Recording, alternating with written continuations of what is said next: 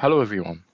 In this video, I'm going to show you a workflow that will be very helpful if you don't have any data from your survey department. And you won't, however, include the topography inside your model or inside your site file or whatever.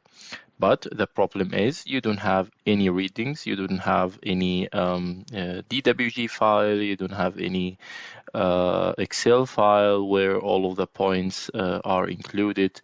So what you can do, all what you need is to go to Google Earth and do the survey by yourself. How we can do this? This is what I'm going to show you in this video.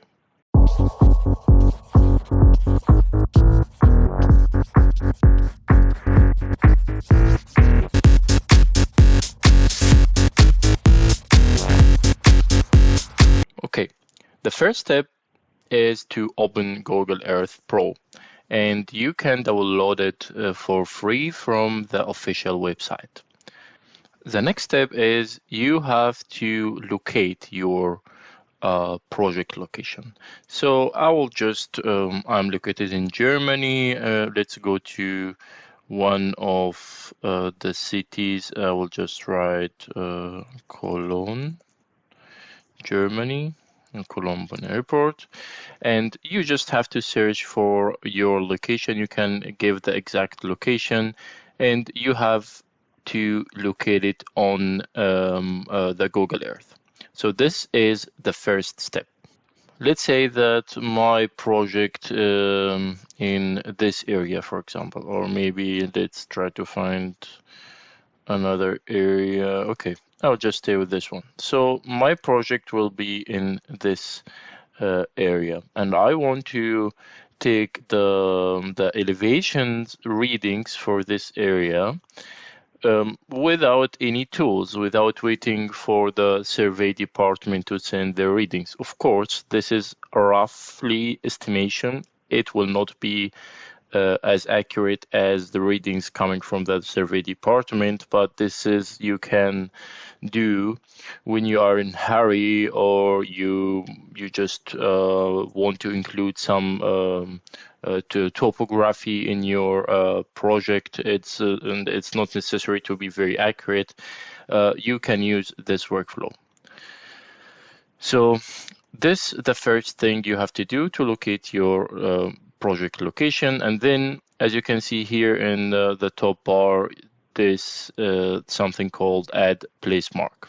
So I will just add a place mark, and let's say this is a big area. I will do like 30 readings or 30 elevation points. Okay, so I'll just call this 1. It's very important to name it, by the way.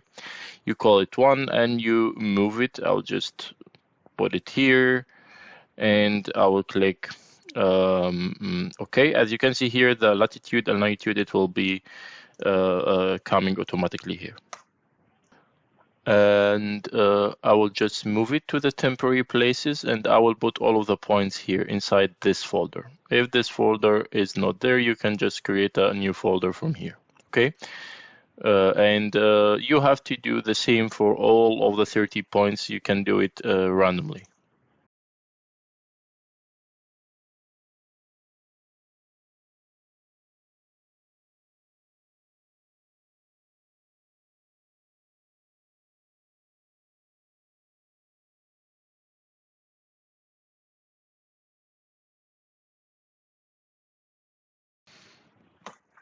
So I have added almost 33 points to just cover the whole space, and more points you will add, more accurate the topography will be.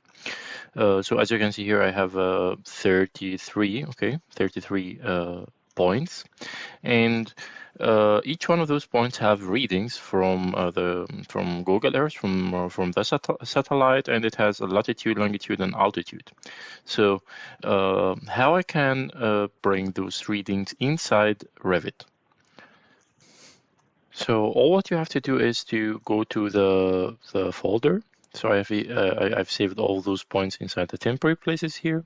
I'll just go to the folder, right click, and I will just save place as. And you just have to save it somewhere in your desktop.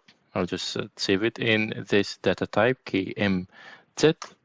And in order to be able to have this inside Revit, Revit can read the TopoSolid if you went to the Messingham site and you go to here TopoSolid, or what we call topography. You can create a topography from an import. And from an import, you have two options, either from a CAD file, which is usually coming from the Civil 3D file, or even DWG, DXF. So most of the time that is the case when we are working in a big projects, and the survey department usually can provide us with this file, or from CSV, which is an extension also from an Excel sheet. And this is the only way to be able to import any TopoSolid or topography inside Revit. But what we have now is this file from Google Earth, KFZ. It's not compatible here with Revit. So what we are going to do is to convert this file with all of those 33 points into a CSV file, and later on we can import it. But there is some tricks while you are doing this. So let's go to your Google search engine, and you just search for GBS visualizer. You have to just search for it, and the first result here is our website. We are going to use this website to convert our KFZ file from Google Map to, or from Google Earth to, a CSV file. Okay, how to do this? You can find here in a toolbar something called convert a file. Okay, so you click on convert a file. And here you can convert more than one file. But right now we have only one file, so we just click on the first one. And here, as you can see here, called temporary places, I'll just click on it. So this is KMZ file that I want to convert to CSV file. Okay, I don't want to, tell you much about those settings, but I will tell you the setting that you will just have to change in order to get the right results. So you just have to make sure that this is the units is a metric. If you're using a different units inside your project, so you have to change it here. So this is important. And here, this DM elevation data, you just choose the best available source. You can, if you are knowing which one that you're using, you can choose it, but I'll just click on best available source.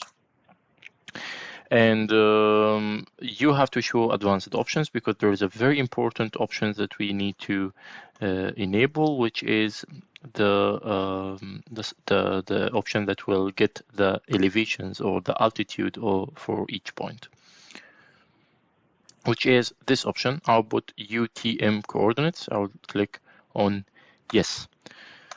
Otherwise, you will get only the latitude and longitude, but this is not what we want. We want all of the three readings, which is latitude, longitude, and latitude. Okay, now we are ready to convert this file. So I will click on convert. Now our file is ready to download. So let's download this file. It's, as you can see here, it's a text file. So I will download it and then I will open it. So as you can see here, the file looks a bit different than, or a bit, confusing for us because there is a lot of links and so on. What we will do is to open this file in an Excel sheet. So I'll just, we have here all of our points, like the 33 points, but it's a bit confusing to know which point is which and so on. So just let's close it. So we open Excel, we go to data, and then we say from text or CSV file. So I'll just click on this one, and then I locate my text file that I have downloaded.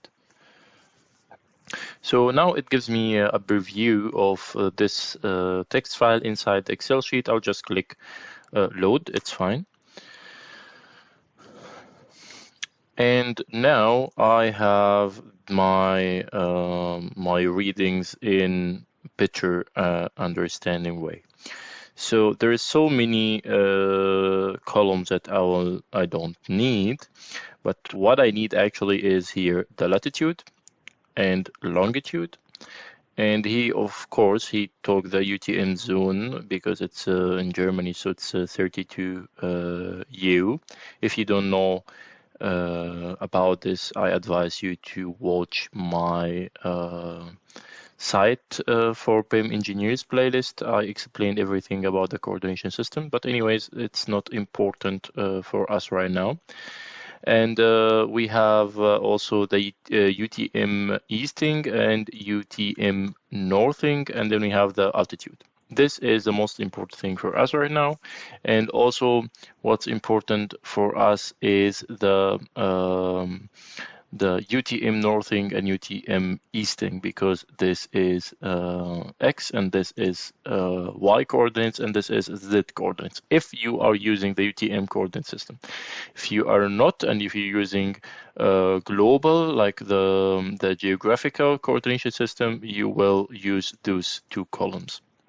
But in our case right now, and actually in most of the cases that you will be working, especially in Europe, we are working with the UTM coordination system. So we will deal with the easting and northing. And of course, the altitude is also a very important for us right now. But also the point number here, which is the name. As you can see here, it's marked from 1 until 33. It's also important for us. We cannot export the file as it is right now inside Revit. We have to manipulate it a bit so Revit can read it. There is a very important note that I have to tell right now, which is you have to differentiate if your project is geo-referenced or not, which means if I opened a new project like as I have done now, and you went to the site file, you will have now the survey point on top of the project base point, which means that this file is not geo-referenced. So, which is more likely to be the case if you don't have any data from the survey department. You can make this file geo-referenced by yourself, but it's not our topic right now. I already covered this topic in detail in my site for BIM engineers playlist. So I advise you to go there. But in case if your file is not geo-referenced, you have to make all of those coordinates, especially or exactly the X and Y, which is the easting and the northing, as we can see here, to be relative.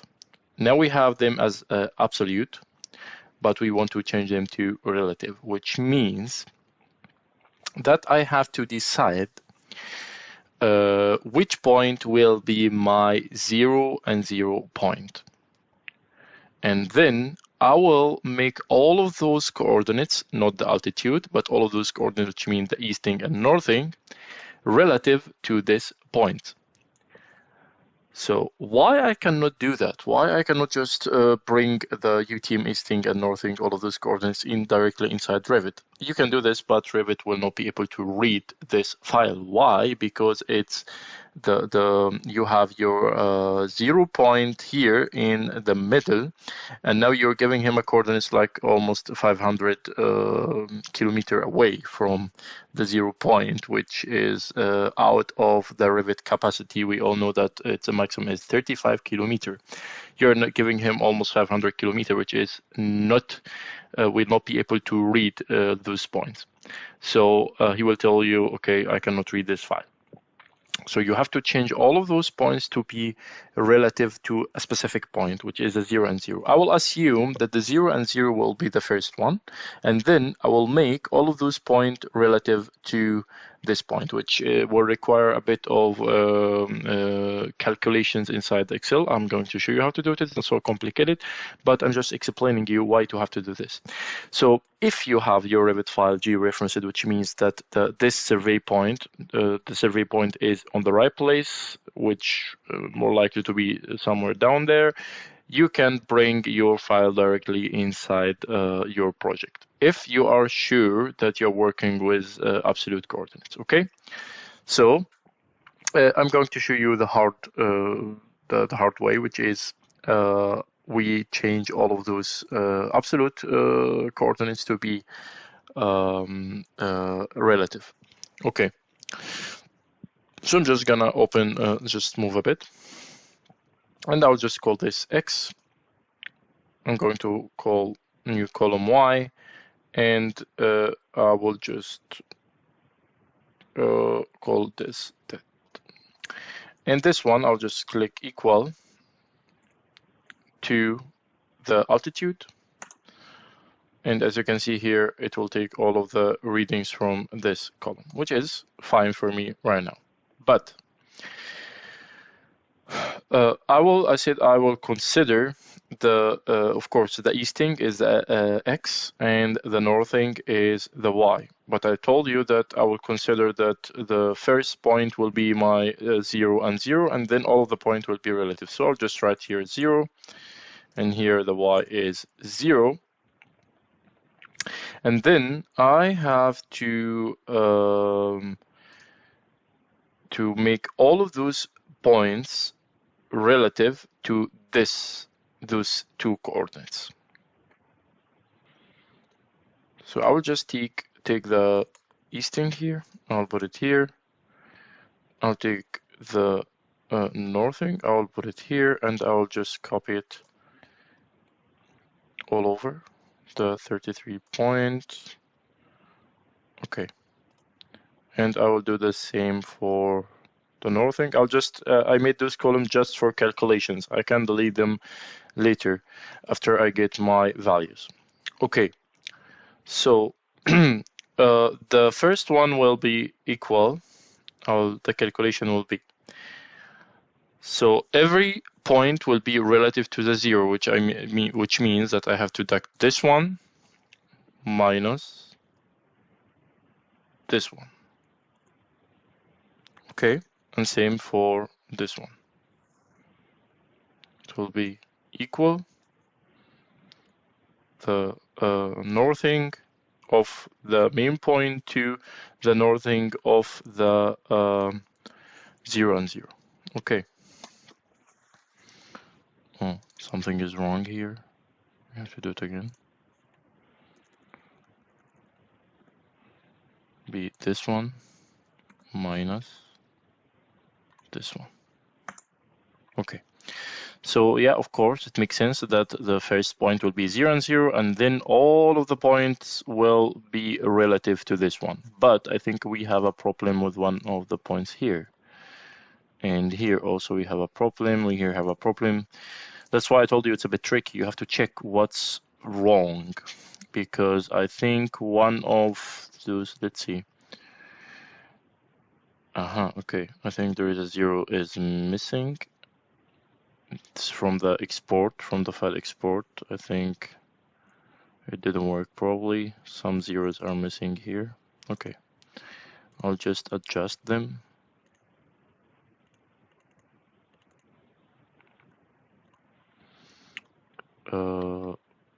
Here too, there is a 0 is missing. You can just see it by looking. Okay, everyone is 6 numbers and this is only 5, or everyone is 7 and this is only 6. So it's pretty clear that we have a problem here.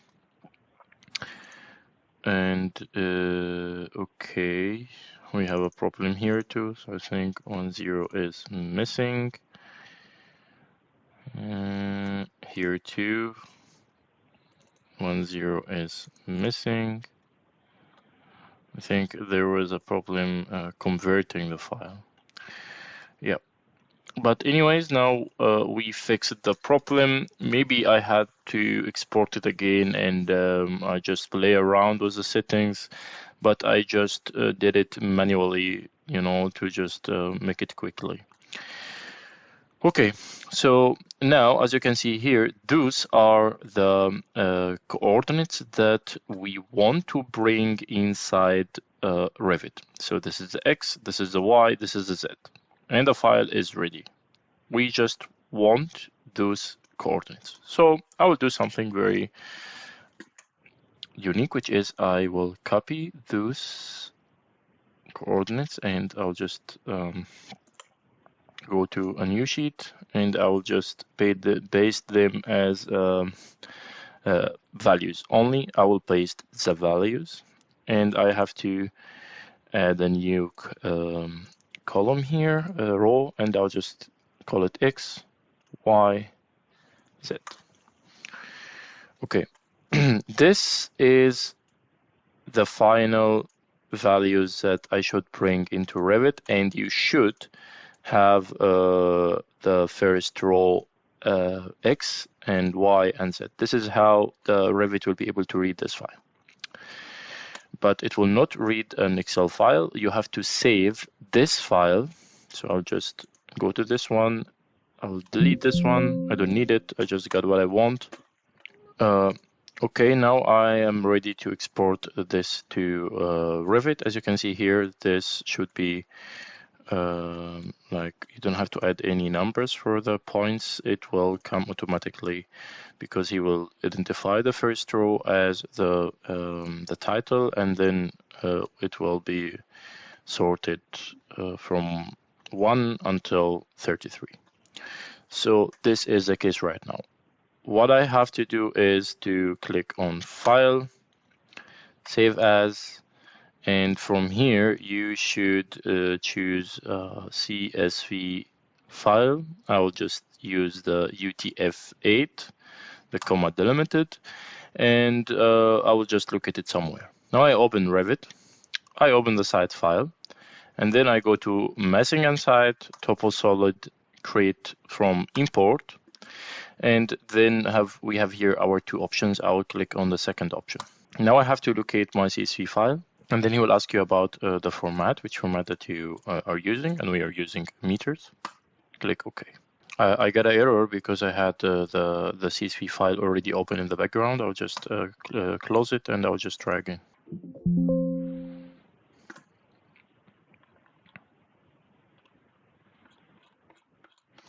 And as you can see here, I already got my Toposolid exactly as I want. And yeah, as I said before, it's of course it's just a roughly Toposolid. It will not be very accurate in compared to the site file or the topography file that you get from the survey department. But at least you will have a very good roughly estimation for how the topography looks like in this site. And of course you can change the material, you can play around with the Toposolid. Let's make it realistic. Yeah, and yeah, as you can see here, you can make sections out of it. I think it's because of the altitude, like yeah, you see it's just give it 0 offset, so it goes down, as you can see here. Yeah, this is what I want to see. Of course, and more points you will do, more accurate readings that you get. But this is the shape that we had here in our site. It looks almost the same.